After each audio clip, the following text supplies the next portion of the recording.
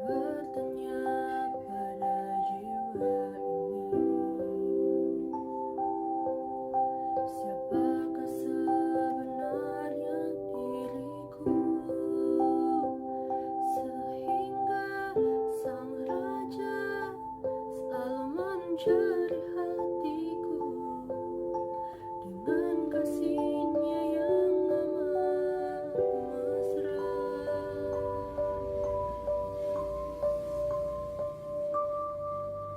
Setianya membuatku terheran. Dia berikan semuanya bagiku, meski ku sering menyakiti hatinya.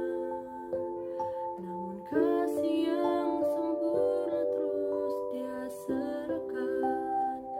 Kasih-Mu melingkupi jiwaku yang remuk ini. Terus Kau pandang indah rupaku yang hina. Cerita hidupku dipenuhi anugerah-Mu. Ku dibarui oleh kuasa kasih-Mu.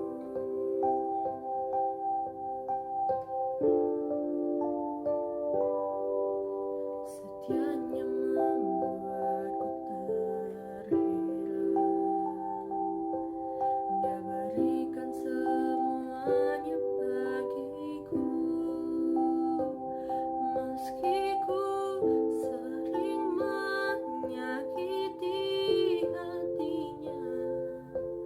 Namun kasih yang sempurna terus dia serahkan. Kasih-Mu melingkupi jiwaku yang remuk ini. Terus Kau pandang indah rupaku yang hina.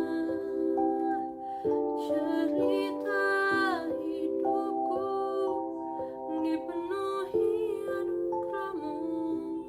Ku dibarui oleh kuasa kasih-Mu. Kaulah Yesus, wujud sempurna dari segalanya.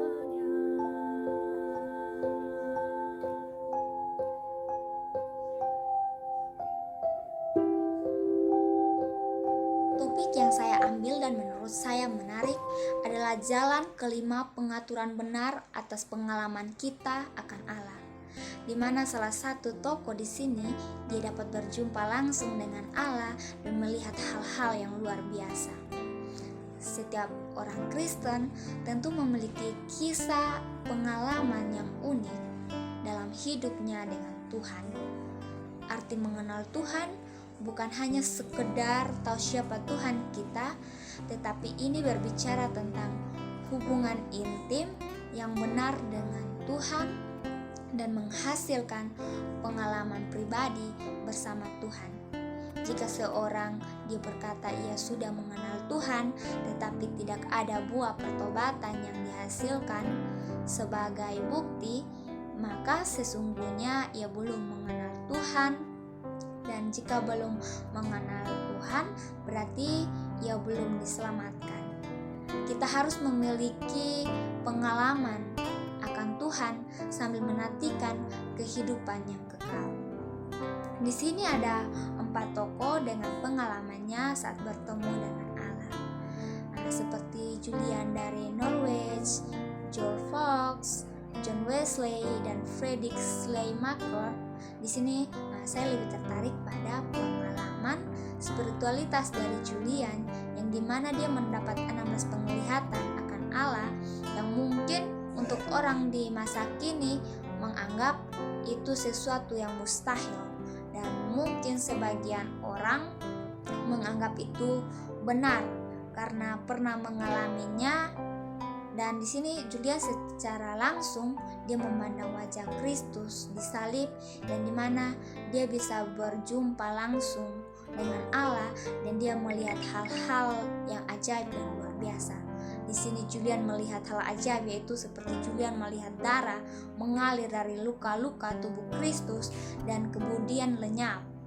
Allah memperlihatkan Julian bahwa Yesus ada di dalam jiwanya dan memberikan ia kepastian bahwa penglihatannya datang dari Yesus.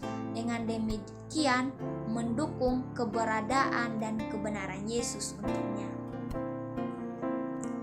Jadi dari pengalaman spiritualitas ini, saat kita belajar mengenal Tuhan dengan benar dan sungguh-sungguh, maka pasti kita akan mulai memiliki pengalaman yang nyata bersamanya.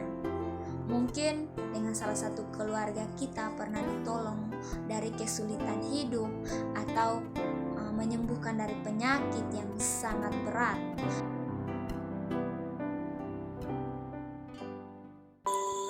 Sebagai manusia, kadang kita memiliki beban, persoalan yang silih berganti dalam hidup kita.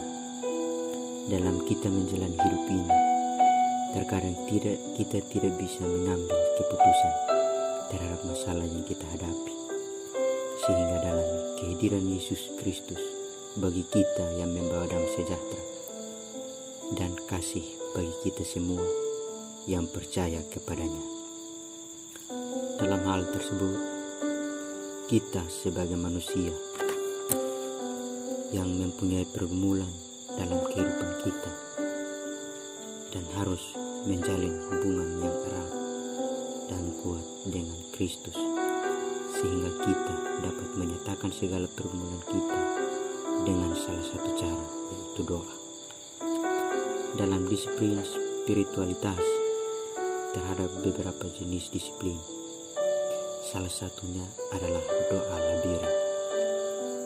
Labirin adalah suatu jalan yang memiliki lorong yang saling terhubung, berlaku dan hanya memiliki satu pusat. Labirin memimpin seseorang melalui rute perjalanannya ke satu pusat, dan dari suatu pusat akan kembali keluar melalui jalan yang sama. Hanya ada satu jalan dalam labirin yang merupakan pintu keluar dan masuk. Doa labirin adalah doa yang dilakukan dengan menggunakan labirin sebagai metodenya. Doa labirin merupakan ruang dan waktu untuk seseorang melakukan tindakan yang bertujuan untuk berdoa, mengembangkan spiritualitas, dan bermeditasi. Doa labirin juga adalah sebuah perjalanan iman yang melaluinya kita dapat memperoleh pengalaman spiritualitas yang kuat yang memungkinkan kita semakin menyatu dalam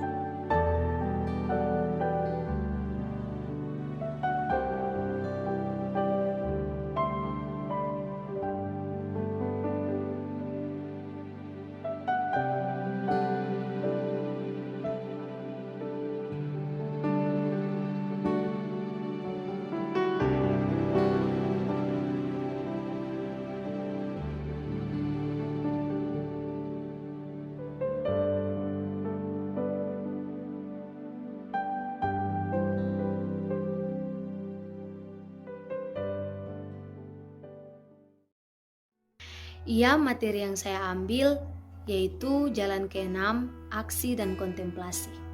John Cassian, menyeimbangkan kehidupan aktif dan kontemplatif. John Cassian lahir di Romania.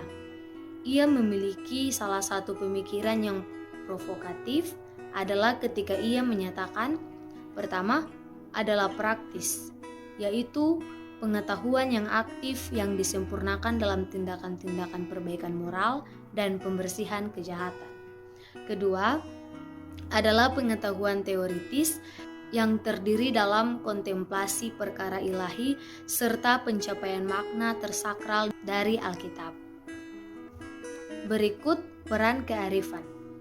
Kearifan yaitu kemampuan untuk membedakan benar dan salah. Cassian menyebut bahwa kearifan adalah ibu dari semua kebajikan. Yang berikut peran doa. Doa merupakan instrumen utama lainnya untuk belajar tentang Allah. Doa yang Tuhan ajarkan mengikuti pola 7 langkah yang menuntun perjiwaan kita kepada Allah. Di antaranya, yang pertama, kesadaran akan Allah. Yang kedua, kesadaran bahwa kita ada dalam kerajaan Allah. Yang ketiga, mengetahui bahwa kehendak Allah memerintah segala sesuatu. Yang keempat, mengetahui bahwa Allah menyediakan setiap kebutuhan kita. Yang kelima, belajar mengampuni sebagaimana Allah mengampuni. Yang keenam, mengatasi percobaan. Yang ketujuh, menyadari bahwa kerajaan, kuasa dan kebenaran Allah membebaskan kita dari kejahatan. Yang berikut,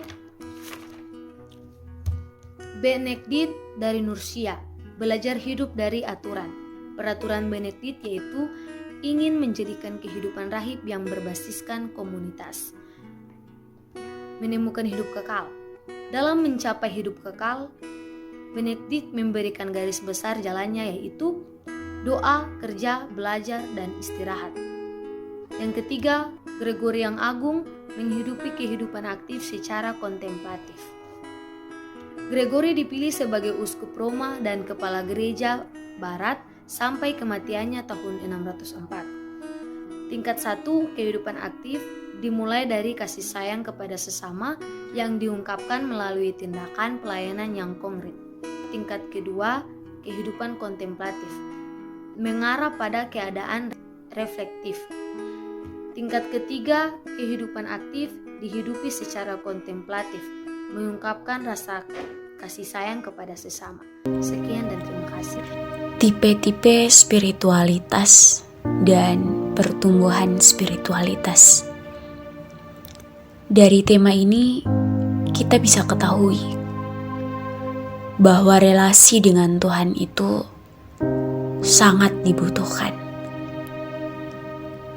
Ada yang bertanya, bagaimana kita dapat membangun relasi dengan Tuhan secara baik?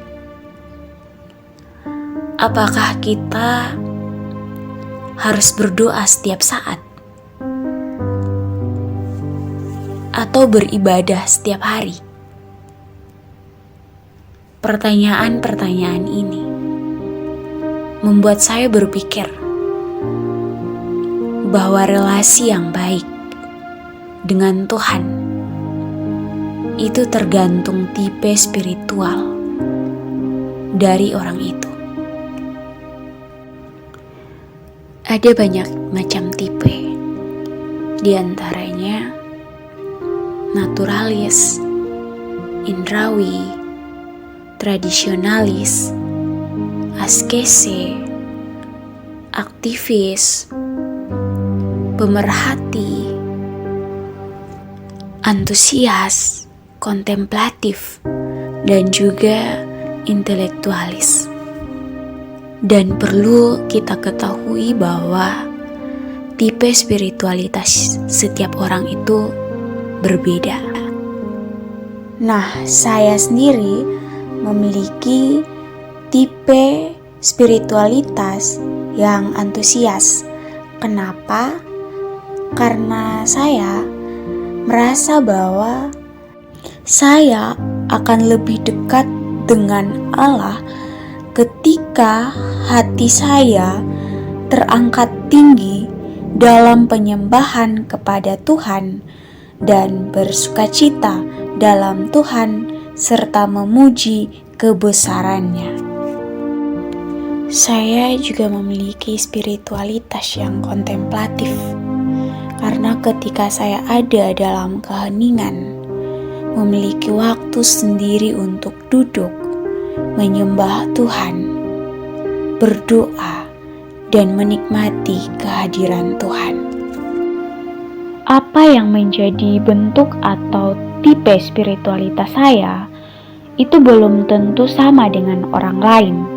Untuk itu, dalam menumbuhkan spiritualitas kita, maka kita perlu adanya komunitas iman yang sehat dan juga seimbang.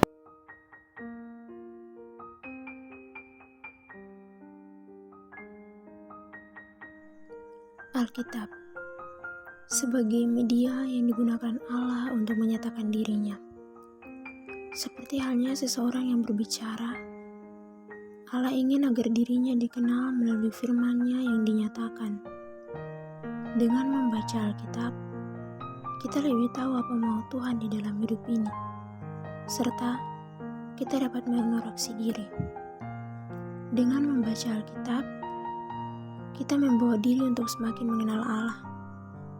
Di dalam proses membaca naskah kitab suci, terdapat 4 tahapan yang perlu dipahami. Membaca, merenungkan, berdoa, dan kontemplasi.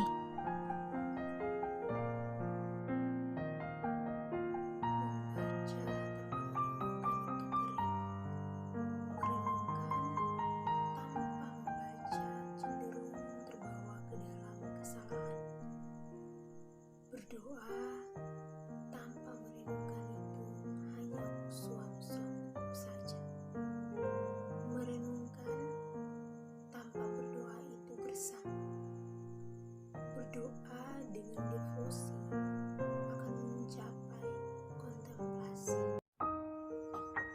Kita yang rindu dan mau dengan benar-benar membangun spiritualitas yang sungguh kepada Dia, harus dengan kesadaran akan betapa pentingnya Tuhan di dalam hidup kita. Firman-Nya membimbing serta mengajarkan bagaimana dengan benar dan kesungguhan hati datang kepada Dia. Dalam teladan untuk tetap membangun hubungan yang baik dengan Dia, maka jangan pernah melupakan firman-Nya dan selalu datang kepada Dia.